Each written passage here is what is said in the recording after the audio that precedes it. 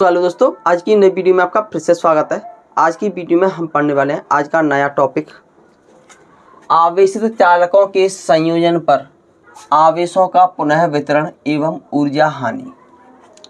यहाँ पर हम आवेशित चालकों के संयोजन पर आवेशों के पुनः वितरण एवं ऊर्जा हानि ज्ञात करेंगे।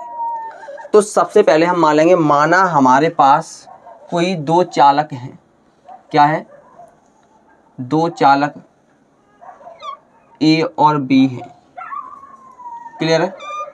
माना हमारे पास कोई दो चालक ए और बी है। मान के चलेंगे, माना इनकी धारिताएं क्रमशः C1 और C2 हैं। अगर हम इनको Q1 और Q2 आवेश देते हैं तो इनका विभव क्रमशः V1 और V2 हो जाता है। क्लियर है? तो यहाँ पर हम लिखेंगे, हम माना हमारे पास कोई दो चालक ए और बी हैं जिनकी धारिताएं क्रमशः C1 और C2 हैं। अगर हम इनको Q1 व Q2 से आवेशित करते हैं तो इनके विभव क्रमशः V1 और V2 हो जाते हैं। तब पहले चालक पर आवेश Q1 बराबर क्या हो जाएगा? Q1 बराबर हो जाएगा हमारा C1 V1। क्लियर है? और दूसरे चालक पर आवेश कितना हो जाएगा? दूसरे चालक पर आवेश Q2 बराबर हो जाएगा C2 V2। क्लियर है? पहले चालक पर आवेश Q1 बराबर हो जाएगा C1 V1 तथा दूसरे चालक पर आवेश Q2 बराबर हो जाएगा C2 V2। अगर हम यहाँ पर कुल आवेश निकालें, क्या निकालें? कुल आवेश, तो कुल आवेश Q बराबर क्या हो जाएगा? Q1 plus Q2। तो इन दोनों को हम जोड़ देंगे तो ये हो जाएगा C1 V1 plus C2 V2, यानी कि कुल आवेश कितना हो जाएगा? C1 V1 plus C2 V2। अगर हम इन दोनों चालकों को किसी तार से जोड़ दें, क्या करते हैं? किसी तार से जोड़ दें। मान के चलेंगे कोई दो बाल्टी है हमारे पास या कोई ड्रम है हमारे पास। क्लियर है? जिनमें कुछ पानी इसमें यहाँ तक भरा हुआ है और इसमें यहाँ तक भरा हुआ है।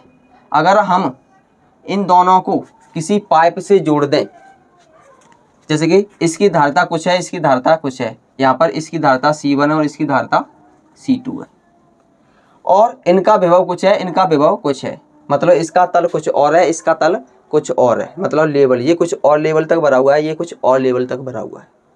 क्लियर है? इसी प्रकार इसका विभव कुछ और है, इसका विभव कुछ और है।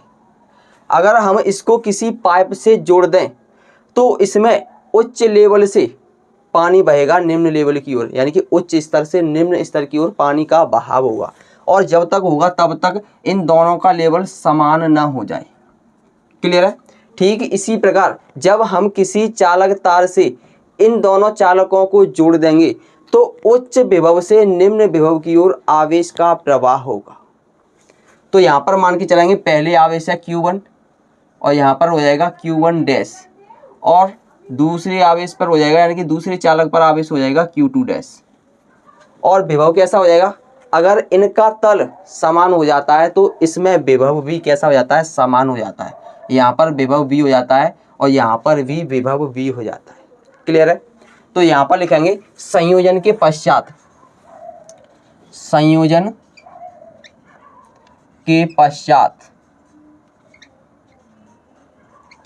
अगर हम आवेश देखें तो Q1 डैश बराबर क्या हो जाएगा? C1V। क्या हो जाएगा? C1V। और Q2 डैश बराबर क्या हो जाएगा? C2V। और हम Q2 डैश बराबर निकालें तो क्या हो जाएगा? C2V। अगर हम कुल आवेश निकालें तब तो यहाँ पर लिखेंगे कुल आवेश, यानी कि Q डैश लिख सकते हैं। यहाँ पर कितना होगा? Q1 dash plus Q2 dash, यानी कि इन दोनों को हम जोड़ देंगे तो ये हो जाएगा Q बराबर कितना हो जाएगा? C1V प्लस C2V, यानी कि अगर हम यहाँ से V कॉमन ले लें तो ये हो जाएगा C1 प्लस C2। और हम यहाँ पर देखेंगे, यहाँ पर भी आवेश उतना है, उतना ही आवेश यहाँ पर है, लेकिन हमने क्या किया, एक स्थान से दूसरे स्थान पर स्थानांतरण कर दिया है। आवेश तो दोनों पर समान है, तो यहाँ पर हम लिख सकते हैं संयोजन से पहले का कुल आवेश बराबर होगा संयोजन के बाद का कुल आवेश।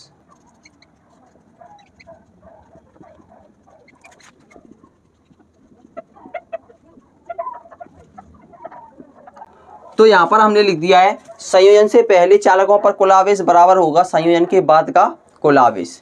तो संयोजन से पहले कुल आवेश कितना है, संयोजन से पहले है C1V1 plus C2V2 equal to संयोजन के बाद का कुल आवेश कितना है, संयोजन के बाद का कुल आवेश है VC1 प्लस C2। अगर हमें यहाँ से V का मान निकालना है तो ये इसके नीचे आ जाएगा।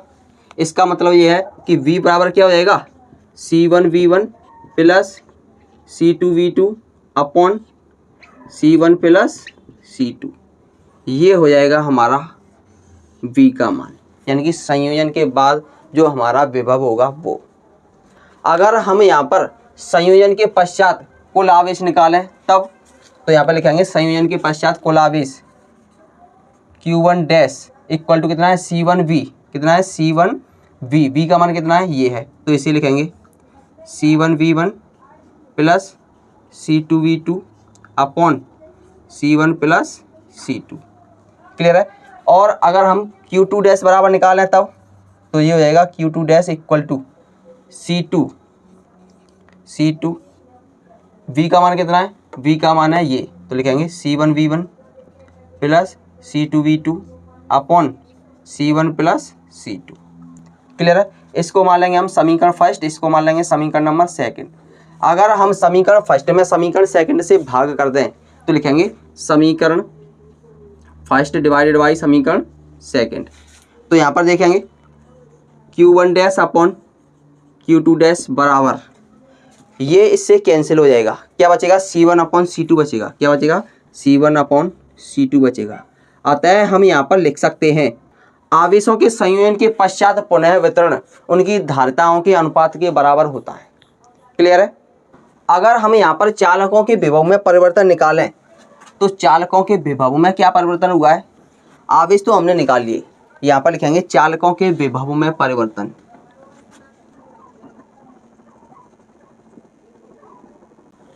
चालकों के विभव में परिवर्तन, यहाँ पर मान लेंगे, माना हमारे पास ये दो चालक थे पहले, जहाँ पर V1 विभव बड़ा है V2 से, क्या है V1 विभव बड़ा है V2 से। मान के चलेंगे यहाँ पर, माना हमारे पास दो टंकी हैं, क्या है दो टंकी हैं जो समान स्तर पर रखी हुई हैं, यानी कि किसी समतल स्तर पर रखी हुई हैं। अगर इसका लेवल ऊपर है, यानी कि विभव इसका ऊपर है, इसका विभव है वो नीचे है, इसका विभव है वो नीचे है, यानी कि इसका लेवल ऊपर है, इसका लेवल नीचे है। इसका मतलब ये है इसमें 100 लीटर पानी भरा है और इसमें 20 लीटर पानी भरा है। जिस प्रकार इसका विभव उच्च है और इसका विभव निम्न है, जब हम इन दोनों को किसी पाइप से जोड़ देते हैं, जिस प्रकार हमने किसी तार से जोड़ दिया है, तो मान के चलेंगे इसमें 60 लीटर पानी रह जाता है और इसमें भी कितना हो जाता है 60 लीटर पानी ही हो जाता है, यानी कि दोनों का विभव कैसा हो जाता है, समान हो जाता है। यहाँ पर देखेंगे, यहाँ पर इसमें भी 60 हो गया। अब देखेंगे यहाँ पर विभव में कमी हुई है, पहले वाले टैंक में, यहाँ पर विभव में यानी कि स्तर में वृद्धि हुई है। अगर हमें इसमें परिवर्तन ज्ञात करना है, क्या ज्ञात करना है, परिवर्तन ज्ञात करना है, तो लिखेंगे चालक ए के विभव में परिवर्तन।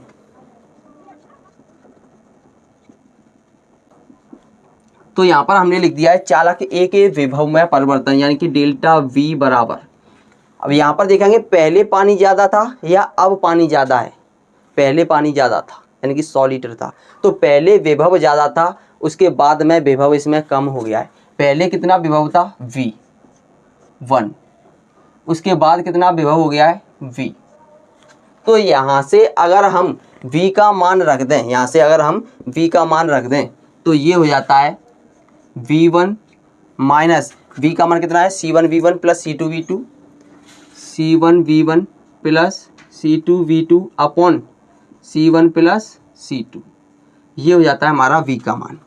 अगर हम इसे सॉल्व करें तो ये हो जाएगा delta V equal to V1 C1 यानी कि C1 V1 plus C1 C2 V1 C2 minus, इस माइनस से ये अंदर के चिन्ह चेंज हो जाएंगे, यानी कि ये होगा C1 V1 minus C2 V2 upon C1 plus C2।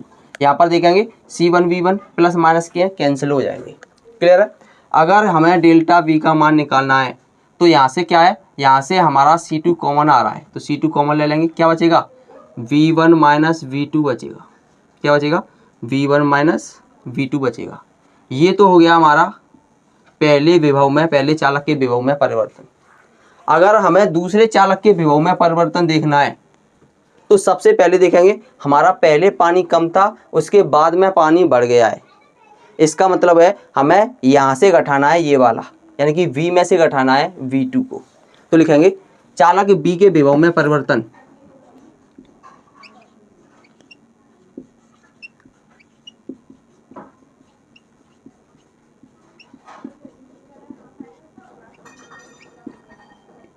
जब हम चालक V के विभव में परिवर्तन लिखेंगे तो लिखेंगे डेल्टा V इक्वल टू क्या होगा, V में से घटाएंगे किसको?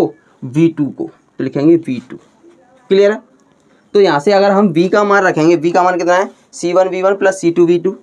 यहाँ पे लिखेंगे C1 V1 plus C2 V2 upon C1 plus C2, C1 plus C2 minus करेंगे V2 को, इसका इसमें मल्टीप्लाई कर देंगे तो डेल्टा V बराबर कितना हो जाएगा? C1 V1 plus C2 V2 minus V2 का अगर हम C1 में मल्टीप्लाई करेंगे तो C1 V2 और इस माइनस से ये माइनस का हो जाएगा C2 V2 upon C1 plus C2। यहाँ पर C2 V2 प्लस माइनस के कैंसिल हो जाएंगे तो यहाँ पर हमारा डेल्टा V बराबर हो जाएगा C1 V1 minus C1 V2 upon C1 plus C2। यहाँ से अगर हम C1 कॉमन ले लें तो ये हो जाएगा V1 minus V2 upon C1 plus C2। तो यहाँ पर इसे मान लेंगे समीकरण नंबर थर्ड। क्या मान लेंगे? समीकरण नंबर थर्ड। इसके नीचे ये रह गया है C1 प्लस C2 और इसको मान लेंगे समीकरण नंबर 4। अगर हम इसको 1 और 2 माने तो समीकरण थर्ड में समीकरण 4 से भाग कर देंगे तो कितना हो जाएगा? Delta V1 upon delta V2 equal to, इससे ये कैंसिल हो जाएगा तो कितना बचेगा? C2 अपॉन C1 बचेगा। इसका मतलब ये है संयोजन के पश्चात इनके विभवों में परिवर्तन। इसका मतलब ये है कि संयोजन के पश्चात चालकों के विभवों में परिवर्तन चालकों की धारिताओं के व्युत्क्रम के बराबर होता है। यानी कि यहाँ पर C2 लिखा है, यहाँ पर C1 लिखा है, तो इनकी धारिताओं के व्युत्क्रम के बराबर होता है। क्या? इनके विभवों में परिवर्तन चालकों की धारिताओं के व्युत्क्रम के बराबर होता है। अब आगे पढ़ेंगे हम संयोजन के पश्चात इसमें ऊर्जा की कितनी हानि होती है। अब हम पढ़ेंगे संयोजन में ऊर्जा की हानि। जब हम दो चालकों को आपस में जोड़ते हैं तो उसमें कुछ ऊर्जा की हानि होती है, तो वह कितनी ऊर्जा की हानि होती है वही हमें यहाँ पर ज्ञात करना है। क्लियर है? यहाँ पर मान लेंगे माना हमारे पास दो चालक A और B हैं जिनकी धारिताएं C1 व C2 है। यदि हम इनको Q1 व Q2 आवेश देते हैं तो इनके विभव क्रमशः V1 व V2 हो जाते हैं। तब संयोजन से पूर्व यानी कि संयोजन से पहले चालकों पर कुल ऊर्जा कितनी होगी? तो यहाँ पर लिखेंगे संयोजन से पूर्व चालकों पर कुल ऊर्जा।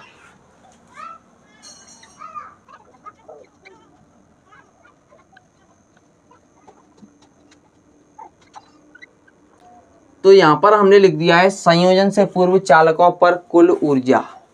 और हमें पता है जब हम किसी चालक को आवेशित करते हैं तो उसमें कुछ कार्य करना पड़ता है, वही कार्य आवेशित चालक की स्थितिज ऊर्जा कहलाती है। और जो हमने पिछली वीडियो में निकाल चुके हैं इसका फॉर्मूला क्या होता है? 1/2 CV²।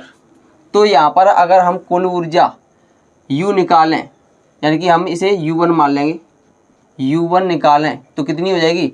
इस पर हो जाएगी 1/2 C1 V1² plus 1/2 C2 V2²। 1/2 CV² होता है कि नहीं होता है? तो इसी के आधार पर 1/2 पहले चालक पर ऊर्जा कितनी होगी 1/2 C1V1 स्क्वायर प्लस दूसरे चालक पर ऊर्जा होगी 1/2 C2V2 स्क्वायर। और संयोजन के पश्चात यहाँ पर लिखेंगे संयोजन के पश्चात कुल ऊर्जा कितनी होगी, इसे हम U2 मान लेंगे। कितनी होगी 1/2 C1, ये तो C1 है लेकिन विभव कितना है V, तो CV square plus 1/2 C2V square. अगर हम यहाँ से V स्क्वायर कॉमन ले लें तो ये हो जाएगा V स्क्वायर कॉमन लेने पर, और यहाँ पर अगर हम 1/2 भी कॉमन ले लें तो 1/2 कॉमन ले लिया तो अंदर बचेगा C1 प्लस C2। क्लियर है। इसका मतलब ये हमें ऊर्जा की हानि हो रही है। इसका मतलब क्या है, पहले ऊर्जा अधिक थी उसके बाद ऊर्जा कम हो गई है। क्यों?